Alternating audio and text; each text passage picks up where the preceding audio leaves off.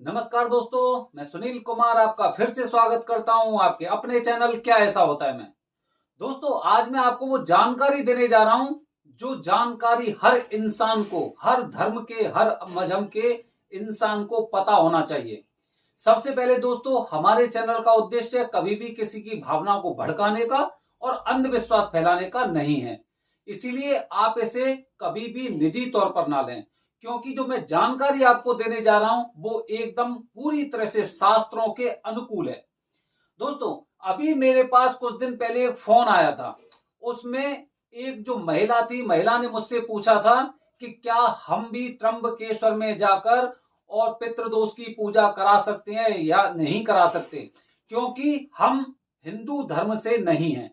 तो दोस्तों, इस वीडियो के माध्यम से मैं आपको जानकारी देने जा रहा हूं कि अगर आप हिंदू धर्म से ताल्लुक नहीं रखते हैं तो भी क्या आप पर पितृदोष या काल सर्प दोष होता है, और अगर होता है तो क्या वो लोग मंदिर जा सकते हैं वहां पर त्र्यंबकेश्वर में जो पितृदोष और काल सर्प दोष से छुटकारा पाने के लिए।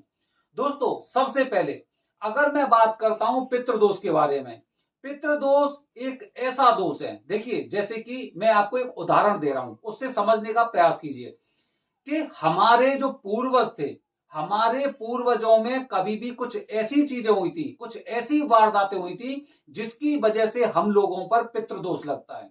किसी की अचानक मृत्यु हो जाती है, कोई दुर्घटना के शिकार हो जाते हैं, किसी की बहुत बचपन में मृत्यु हो जाती है, किसी का जैसे किसी जानवर की वजह से, सांप की वजह से, गिरने से, एक्सीडेंट से या हॉस्पिटल में आकस्मिक मृत्यु उनकी हो जाती है।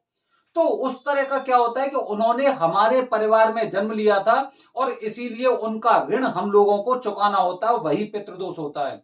वो ऋण क्या होता है कि भाई जिनकी वजह से हम इस पृथ्वी लोक पर हैं, उनका एक हमारे ऊपर एक ऋण होता है जिसे हमें चुकाना होता है।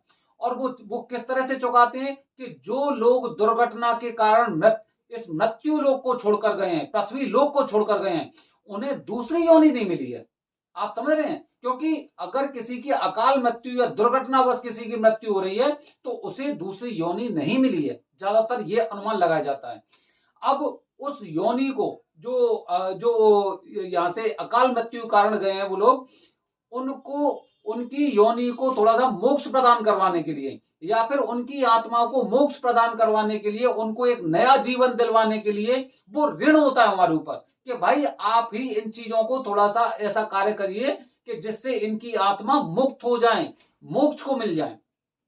अब दोस्तों, अब देखिए यहां पर कहीं पे भी किसी भी धर्म के बारे में जिक्र नहीं हुआ है, किसी का भी नहीं हुआ है, क्योंकि जिस तरह से हमारे पूर्वज हैं उसी तरह से अन्य धर्मों के भी पूर्वज होते हैं। और देखो, ऋण तो चुकाना होता है, हम जिस वंश के हैं, जो हमारे पूर्वज हैं, उनका ऋण हम लोगों को चुकाना होता है।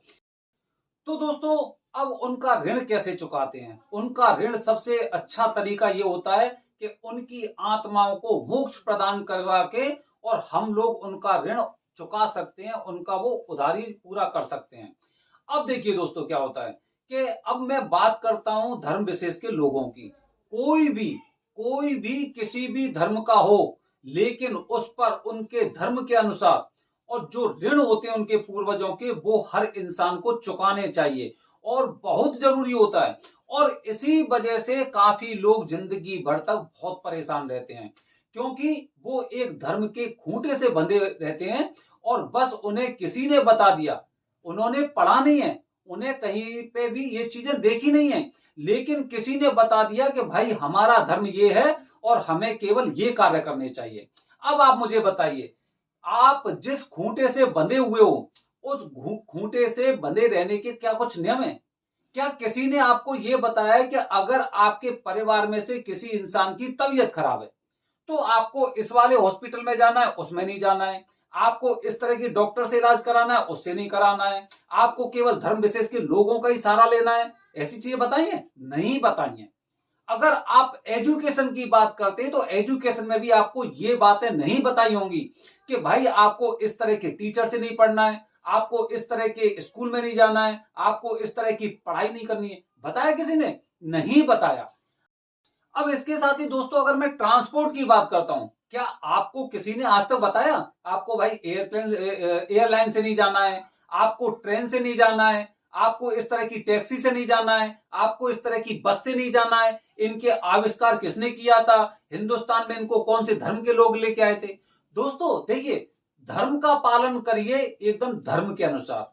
आप पहले, सबसे पहले जो भी आपका धर्म है उन किताबों का आप अध्ययन कीजिए, और जब अध्ययन करेंगे एक बार में चीजें समझ में नहीं आएंगी, उनका बार बार से आप अध्ययन कीजिए, तब चीजें समझ में आएंगी कि धर्म कभी हमें एक दूसरे से अलग नहीं करता है, बल्कि धर्म हम लोगों को एक साथ बांधता है, एक साथ जोड़ता है।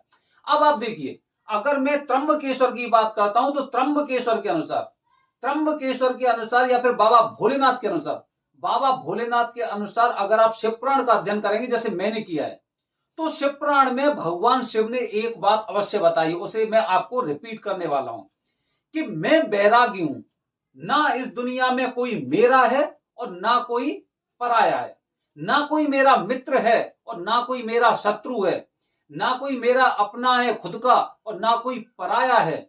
लेकिन जो लोग धर्म के नाम पर आडंबर के कारण अगर जो लोगों के साथ कुछ किसी तरह का कुछ दुर्व्यवहार करते हैं, तो मैं उनका विनाश करता हूं। मतलब आप समझ रहे हैं, शिव पुराण के ये लिखे हुए शब्द है जो मैं आपको बता रहा हूं कि जो लोग धर्म के आडंबर में रहकर और अगर लोगों के साथ कुछ अहित करते हैं, तो उनका मैं विनाश करता हूं। तो दोस्तों, धर्म के उस खूंटे से अपने आप को अलग करने का प्रयास करिए, उस खूंटे से बने मत रहिए। और वो खुलना कैसे? आपको वो इस तरह से खुलना है कि जो भी आपका धार्मिक ग्रंथ है आप उसका अध्ययन कीजिए। अध्ययन करने के बाद चीजें आपके सामने आएंगी, और जब चीजें आपके सामने आएंगी तो वो आप लोगों को अलग नहीं करेंगी, बल्कि एक दूसरे को जोड़ती हैं। इसी तरह से अगर मैं त्र्यंबकेश्वर की बात करता हूं, क्योंकि जब भी काल सर्प दोष, पितृ दोष के बारे में अगर चर्चा होती है या कोई इंसान इनसे परेशान रहते हैं, तो सबसे पहले जो दिमाग में बात आती है वो आती है त्र्यंबकेश्वर या फिर महाकालेश्वर। अब आप देखिए, आप अपने धर्म के खूंटे से बंधे रहने के कारण, आप क्या है कि आप इसी जीवन में जो आपको जो मनुष्य का शरीर मिला है, ये जो मनुष्य का शरीर मिला है, जो कुछ एक सुख भोगने के लिए शरीर मिला है, उसमें आप चीजों को बर्दाश्त कर रहे हैं, बल्कि सह रहे हैं। आपकी जिंदगी बद से बदतर हो रही है। वो क्यों हो रही है? क्योंकि आपके जो पूर्वज है वो आपसे बहुत हद तक नाराज हैं, बहुत हद तक नाराज हैं। तो इसीलिए दोस्तों क्या करना है कि सबसे पहले जिनकी वजह से हम इस धरती पर हैं, हमें सबसे पहले वो ऋण चुकाना है, उनको मोक्ष प्रदान करना है, क्योंकि भाई उनकी उम्र नहीं थी इस मृत्यु लोक को छोड़ने की, उससे पहले ही वो लोग मृत्यु लोक को छोड़ के जा चुके हैं, किसी दुर्घटनावश या फिर किसी और कारण से, लेकिन उससे जा चुके हैं। तो हमें सबसे पहले उनका ऋण चुकाना है। मैं आपसे बता रहा हूं, दावे से कह रहा हूं, 100% बात आप मेरी नोट कर लेना इस बात को। जिस दिन आप अपने पूर्वजों के बारे में या फिर उनकी मुक्ति के बारे में सोचेंगे ना, आपके संकट खुद ब खुद खत्म होते जाएंगे। तो जब आप किसी अन्य, भाई आप क्यों सोचते हो भाई, भगवान के यहाँ पर कोई धर्म विशेष वाली चीज नहीं है कि भाई यहाँ पर केवल हिंदू जाएंगे, यहाँ पे मुस्लिम जाएंगे, यहाँ पे सिख जाएंगे, यहाँ पे ईसाई जाएंगे, यहाँ पे ये जाएंगे।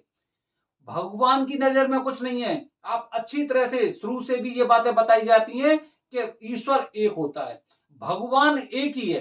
कोई उन्हें किसी और नाम से बुलाते हैं, कोई इन्हें किसी और नाम से बुलाते हैं। तो फिर आप क्यों नहीं जा सकते?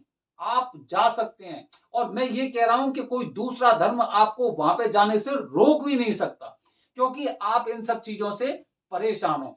जैसे कि मैंने कल अपनी पिछली वीडियो के माध्यम से बताया था, आकाशे तारक लिंगम पाताले हाटकेश्वरम मृत्यु लोके महाकालम त्रियम लिंगम नमस्तुते। मतलब मृत्यु लोक में महाकाल की पूजा होती है। और मृत्यु लोक केवल ये नहीं कि किसी एक धर्म का है, बल्कि वो मृत्यु लोक है वो सारे धर्मों का है। जितने भी धर्म है सब मृत्यु लोक में निहित हैं, और सबको भगवान महाकाल की पूजा करनी चाहिए और अपने दोषों से मुक्ति पाना चाहिए। तो दोस्तों, सबसे पहले एक और बात मैं बता रहा हूं आपको कि आप अपने अंदर जो रूढ़िवादी चीजें है ना, उन्हें आप बाहर निकाल के फेंकिए। वो कब निकलेंगी? वो तब निकलेंगी जब आप अपने धर्म के अनुसार अगर वो धार्मिक ग्रंथों को आप पढ़ेंगे, उन पर मनन करेंगे और उसी पर अमल करने के बाद उसी पर आप चलने का प्रयत्न करेंगे, तब वो चीजें होंगी। और अगर आपको सपने में या फिर इस तरह से आपको लग रहा है कि मेरी जिंदगी कुछ बद से बदतर होती जा रही है, तो आपको भी इस बात पर सोचने की सख्त जरूरत है कि मैंने हर प्रकार के कार्य अपने धर्म के अनुसार किए हैं, उसके बावजूद भी पता नहीं जाने कौन कौन सी परेशानियां चलती रहती हैं। तो दोस्तों उस समय आपको क्या करना है, आपको एक बार त्र्यंबकेश्वर या महाकालेश्वर के दर्शन अवश्य करने हैं। और अगर मैं पितृदोष और काल सर्प दोष की बात करूं, अगर आप अपनी कुंडली के बारे में, अपने पितृदोष या अपने दोषों के बारे में नहीं जानते हैं, तो आप एक बार त्र्यंबकेश्वर में मेरे कहने पर आप जाइए, और जाने के बाद आप देखिए कि वहां से आने के पश्चात आपको किस तरह के अच्छे फल मिलते हैं, और आपको भी लगेगा कि भाई मनुष्य का जीवन मिला है और अब मैं इसे जी रहा हूं। तो दोस्तों इस वीडियो के माध्यम से मैंने आपको बताने का प्रयास किया है कि अगर आपकी जिंदगी कुछ ऐसे चल रही है, बहुत एकदम रफ चल रही है, बहुत रफ चल रही है, आपने बहुत हद तक प्रयास किए, हर प्रकार के कार्य किए, लेकिन चीजें खत्म नहीं हो रही हैं, बार बार कुछ ना कुछ ऐसी चीजें, ऐसी वारदातें हो जाती हैं जिसकी वजह से वो जिंदगी फिर उसी उसी जगह आ जाती है। तो मैंने जो आपको तरीका बताया, जो मैंने चीज बताई है, वो पुराणों के अनुसार बताई है। मैंने अपने दिमाग से कुछ नहीं बताया आपको कि नहीं भाई मैं अपने मन से बता रहा हूं। आप कहीं पे भी, आप हिंदू धर्म के किसी भी ग्रंथ में आप त्र्यंबकेश्वर और महाकालेश्वर के बारे में आप पढ़ लेना, आपको यकीन हो जाएगा कि वो ज्योतिर्लिंग है, भगवान शिव वहां पर स्वयं विराजमान है। फिर आपके संकट कैसे नहीं कटेंगे। और भगवान शिव ने तो पहले ही बोला है, जैसे मैंने अभी आपको शिव पुराण का एक कथन बताया कि धर्म के नाम पर आडंबर के साथ अगर कोई आदमी किसी के साथ भी अगर पक्षपात करता है, अगर पक्षपात करता है, तो मैं खुद उसका विनाश करता हूं। तो दोस्तों इसीलिए अगर किसी और की बातों पर विश्वास नहीं है, तो कम से कम इस कथन पे आप विश्वास कर सकते हैं कि भगवान शिव ने क्या बताया। मुझे इस संसार से कुछ नहीं लेना है और ना कुछ देना है, ना मैं किसी का मित्र हूं, ना किसी का शत्रु हूं, ना कोई मेरा है, अपना है, ना कोई पराया है, ये बोला है उन्होंने। अब अगर आप ये सोचते हैं कि नहीं भगवान शिव तो एक खासकर इसी धर्म के हैं, तो शिवपुराण की बातों को आप अमल करिए, उनकी जो शिवपुराण में शब्द लिखे हुए हैं उन बातों पर आप अमल कीजिए। वो जो भगवान शिव ने क्या बोला है, मैं किसी का ना तो अपना हूं, ना पराया हूं किसी का, ना मेरा कोई शत्रु है ना मित्र है। तो इसमें धर्म की बात नहीं आई है कि भाई इसी धर्म से ताल्लुक रखते हैं, कि भगवान शिव बस इसी धर्म के हैं या उस धर्म के हैं। आप देखिए देश विदेशों में भगवान शिव को सब लोग पूछते हैं। तो दोस्तों इस तरह से अगर आप भी इस तरह की परेशानियों से जूझ रहे हैं, आपके घर में अचानक कुछ ना कुछ घटनाएं, कुछ ना कुछ दुर्घटनाएं होती रहती हैं, आपको सपने में सांप दिखाई देते हैं या अपने पूर्वज दिखाई देते हैं, तो उनकी आत्मा को मुक्ति नहीं मिली है। और जब तक उन्हें मुक्ति नहीं मिलेगी तब तक आपको मुक्ति नहीं मिलेगी। दोस्तों अगली वीडियो में मैं आपको बताने जा रहा हूं कि जब आप पितृदोष की पूजा करा के आते हैं, तो कुछ ऐसे भी कार्य करने चाहिए जिससे कि आपके रहते हुए पितृदोष यहीं की यहीं खत्म भी हो सकता है। पितृदोष को खत्म कर सकते हैं आप। बने रहिए हमारे चैनल के साथ। धन्यवाद दोस्तों। जय हिंद, जय भारत, हर हर महादेव।